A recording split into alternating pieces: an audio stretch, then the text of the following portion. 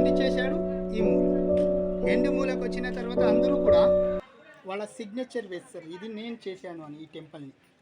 But ఆయన signature వదిలే ఆయన తెలివిని సిగ్నేచర్ రూపంగా పరిచయం చేయించాడు సార్. మనం ఈ జనరేషన్లో 3D 4D ఎలా చూస్తామో 500 సంవత్సరాల కిందనే ఆయన రాతిలోనే 7D చేశాడు sir.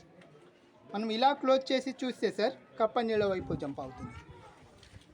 Jumping position frog. Second పాము పడగెత్తింది, కింద శివుడు కోబ్రా.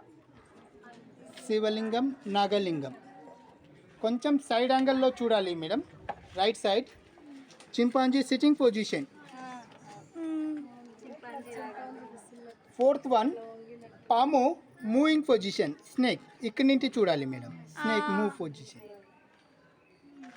ఫేస్ టు ఫేస్ చూడండి మేడం, పెద్ద కోతి పిల్ల కోతి ఎక్కడ పడిపోతుందని పైనకి లాక్కుంటుంది.